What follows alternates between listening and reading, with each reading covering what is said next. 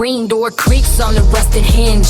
A linoleum floor where the shadows fringe. I found a heap of discarded days, tangled in the cardboard maze, underneath the pile of corroded ties, where a heavy set of chemicals lies. $5 for a ghost to hold, shielding my skin from the biting cold.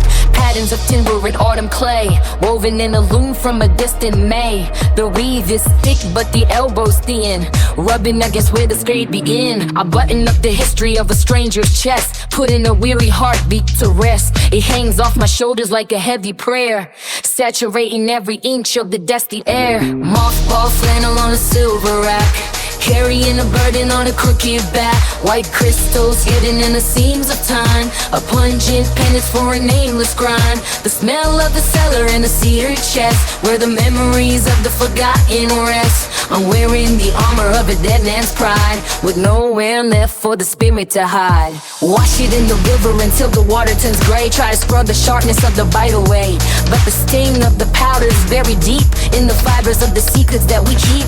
Arid on the line in the howling wind, where the edges of the fabric is thin.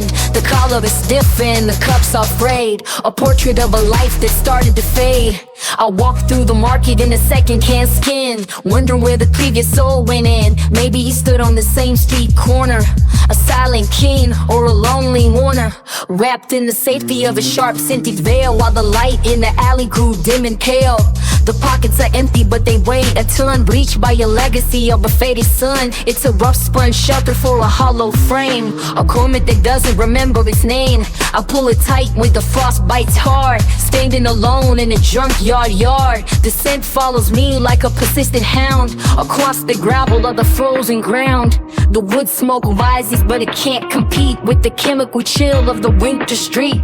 Every fiber is a lesson learned in a fire that smoldered but never burned. Mothballs landing on a silver neck, carrying a burden on a crooked back. White crystals hidden in the seams of time, a pungent penance for a nameless crime. The smell of the cellar and the cedar chest, where the memory of the forgotten rest. I'm wearing the armor of a dead man's pride, with nowhere left for the spirit to hide.